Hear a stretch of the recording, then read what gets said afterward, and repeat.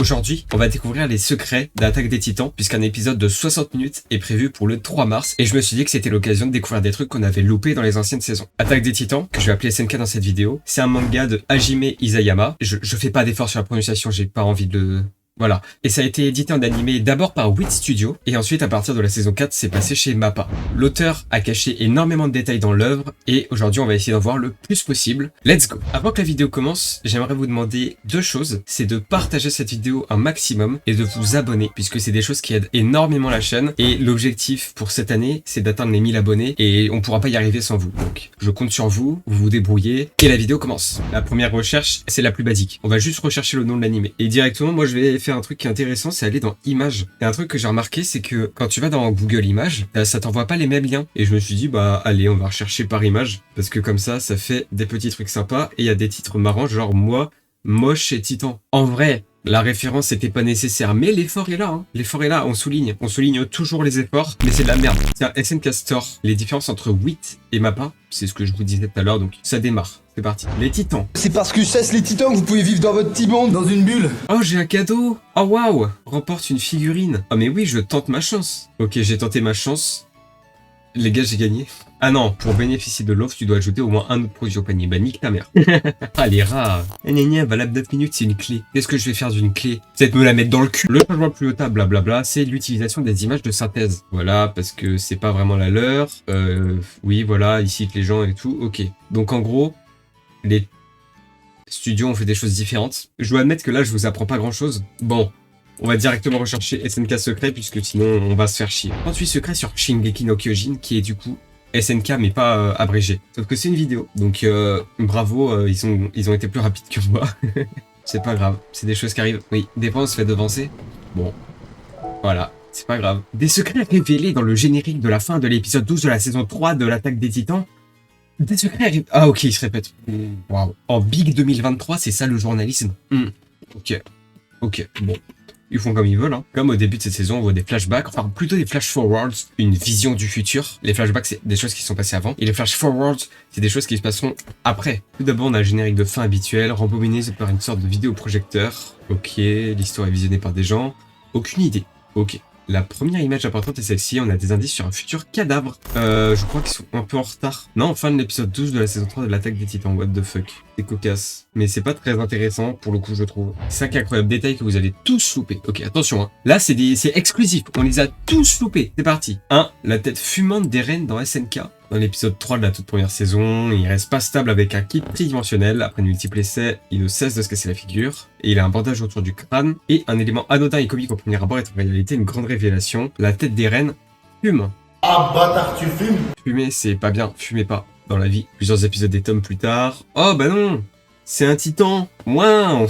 Putain, la dinguerie! Le lien entre le deuxième ending d'SNK et Falco. Alors là, directement, c'est un spoil de scan. Hein. On est passé de l'épisode 3 de la saison 1, ce qui est mignon, à le scan, directement. Là, si vous avez pas lu les scans, c'est gros spoil. Les lecteurs des scans savent que l'un des 9 titans primordiaux a la capacité de voler. C'est le cas du titan mâchoire de Falco. Sauf que c'est l'héritier de Galliard, qui est un personnage, du coup, qu'on a vu dans l'animé, qui est pas encore mort. Sauf que, du coup, dans l'animé, on a vu Galliard, mais on n'a pas vu Falco prendre le nouveau titan mâchoire et tout. Il a pas encore pris la relève, en gros. Pour ça que c'est les scans. Et ce titan mâchoire, il a été annoncé dès le deuxième ending de la première saison 1. Un extrait.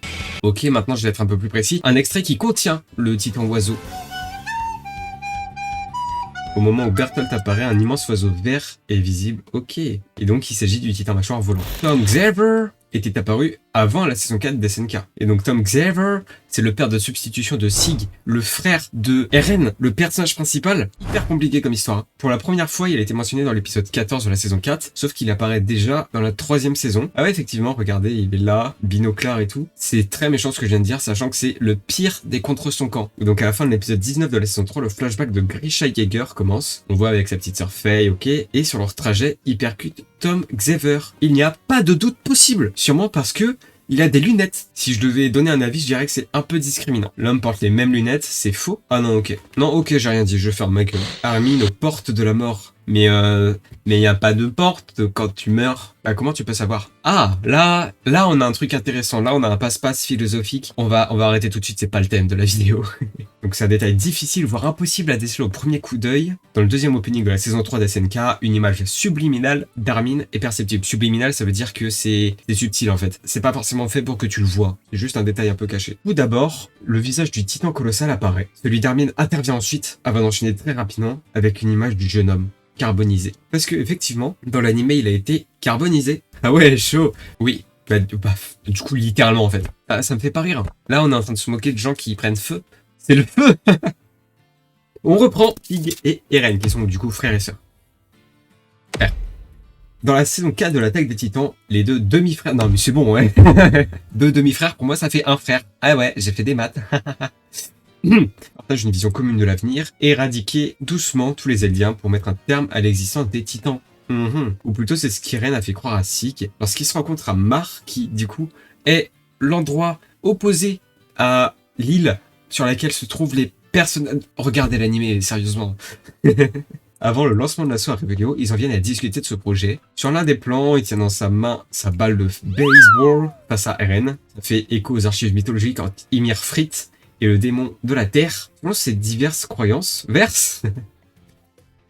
c'est parce qu'en fait, ces derniers auraient fait un pacte qui aurait permis à Ymir de détenir le pouvoir des titans. Je parle le français. Voilà, merci Seriously pour votre présentation. C'est des choses que je ne savais pas personnellement. Après, j'ai pas fouillé le sujet. Je découvre les choses en même temps que vous. T'as créé une relation, voilà, on est copains. N'hésitez pas à commenter. Parce que normalement, en fait, tu sais, quand t'as une relation, ça devient chiant.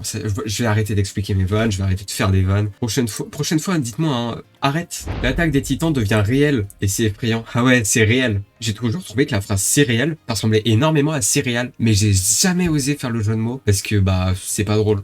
C'était l'instant discussion. On reprend. Ah, c'est un compte Insta et TikTok qui recrée des scènes de science-fiction de SNK en version réelle. Attention, il n'y a pas de son. Sur le prochain, je fais les bruitages parce que là, c'est vraiment pas très divertissant. Mais par contre, c'est bien fait, hein, mais du coup, on voit que dalle parce que bah, y a les clés. Qu'il y a un pied aussi. Oui, c'est vrai. Effectivement, on voit beaucoup moins bien d'un coup. Hein. Attention, le prochain... Ah non, c'est pas... Ça, je reconnais, c'est Stranger Things. J'ai quand même dû réfléchir. Ah non, c'est une œuvre originale, ok. C'est cool, c'est marrant. Ah là, on a des secrets derrière la production de la saison 4, partie 2. Donc, la partie la plus récente. C'est cool. Oh, si jamais vous avez toutes les refs ici, vous êtes un goût. Moi, il me manque celle-là. Je pense qu'on s'en fout tous un peu, c'est pas du tout le sujet de la vidéo. Je dis vague. Vague. Vidéo non disponible. Oh, fin de la vidéo. On annule. On remballe. Dehors, la vidéo. La vidéo, attention, parce que si je dis juste dehors, out of context, ça peut très mal finir sur internet. Les secrets, ok, oui, bah oui, c'est le concept de la vidéo, Fanny. C'est malin. Très très fort. Allez, transition. Avec la saison 4, les fans sont en rendez-vous, ok. Le directeur de la partie 2 pense que les critiques ont du bon. Il y a un tas de réactions et elles surprennent. Il est surpris d'apprendre qu'il y a des fans passionnés. C'est vrai qu'il y a une commu autour de SNK qui est très très très active. Très active en fait. Genre vraiment c'est des gros fans. Pareil pour Yusuke Tanawa, ça m'encourage tellement que les gens apprécient. Donc quand je suis fatigué, ça me ressource et ça me donne envie de travailler encore plus. Je ressens à peu près pareil en vrai. Peut-être à une échelle moindre quand je vois les gens qui sont sur la chaîne en mode waouh mais pourquoi t'as pas plus d'abonnés et tout. Donc c'est cool. Merci à vous d'être gentil. Soyez gentil dans la vie parce que sinon bah c'est pas gentil. Suivez-moi pour plus de conseils. Une catastrophe. Ces critiques ont été encore plus utiles pour le staff qui s'en est servi pour s'améliorer. Ça, c'est cool de prendre les critiques pour s'améliorer. Je dis littéralement ce qu'ils viennent de faire, en fait. Je suis inutile. La vidéo pourrait se dérouler sans moi. Dans toute la production et même maintenant, l'équipe de production de cette saison 4 a connu pas mal de challenges, ok. Climax de SNK. Ah, ok, sympa ça. Notre plus gros challenge, le grand terrassement. On a passé beaucoup de temps à discuter de son animation. Pareil pour l'original d'Eren, on a fait beaucoup de tests pour trouver son meilleur look. Parce que c'est vrai que les titans, ils ont un chara design qui est en plus très éloigné des humains. Donc à mon avis, il faut utiliser un peu d'imagination. Mais en même temps, il y avait déjà le produit de base, il y avait le manga. Donc je me dis, en vrai, ça va. Je suis de retour. Allez, le shoot de Gabi, waouh. Alors, je viens de comprendre que c'était une arme, mais là j'étais en mode, ok, il s'est piqué. Référence à la drogue. Ne vous droguez pas. C'est un conseil. Vous le prenez pas. Vous savez, moi, si vous tombez malade, honnêtement, je n'ai aucune influence sur votre santé. Et oui. Allez. Le shoot ultra clutch de Gabi, c'est waouh. Là, c'est devenu moderne d'un coup.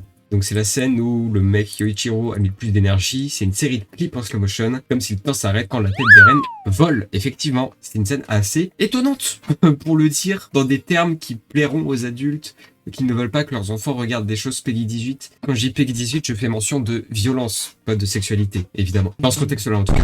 Oh, c'est incroyable. Ensuite, ils ont fait la vision d'Eren. Donc, je crois que c'est la scène d'après ou un truc comme ça. Dans le manga, la scène est saisissante. C'est comme un verre qui est brisé. Mais dans l'animé, on a pensé que la scène perdrait de son âme comme Eren parce qu'il est mort. On reprend, hein, c'est compliqué aujourd'hui. Pendant longtemps, il pensait à ce qu'il pourrait faire pour la scène. Il a eu l'idée d'une sorte d'image, comme si chaque souvenir fusionnait avec un autre de manière chaotique. D'ailleurs, l'œil d'Eren, on dirait une image réelle. Bah ça en est une. Ils ont filmé un clin d'œil, ce qui est stylé. Mais par contre, la pupille, c'est bien un dessin. Ah oui, effectivement, si on regarde ça, on voit plus que c'est un dessin. Mais autour, tous les traits là, ça semble beaucoup plus réel. À mon humble avis, ce n'est que mon opinion subjective personnelle. Oh là! Oh, on n'a pas vu trop de secrets, hein. Mais heureusement, il existe le mot foreshadowing. C'est quoi les foreshadowing? Eh oui, en fait, c'est l'anglais, on dit foreshadowing en vrai. Moi, je fais ça pour la blague. Et bah, un foreshadowing, je le change encore, c'est marrant. C'est quand tu annonces subtilement quelque chose avant que ça arrive. Un truc qui est assez badass et qui est très présent dans SNK. Là, on va aller sur le fandom, tiens, parce que pourquoi pas. Si, ce foreshadowing de l'attaque des... Arrête, s'il te plaît. Non, je refuse tous les cookies. Si foreshadowing de l'attaque des titans, il est même placé par couleur. En violet, c'est haut niveau, en rouge, c'est pertinent, et en jaune, c'est petit. Donc, on s'en bat les couilles du jaune. Une armée corrompue. Ça m'étonnerait que le roi veuille de toi. À un moment assez drôle d'ailleurs, le sergent Case Shadis questionnait les recrues de la 104e brigade, la brigade dans laquelle il y avait les personnages principaux.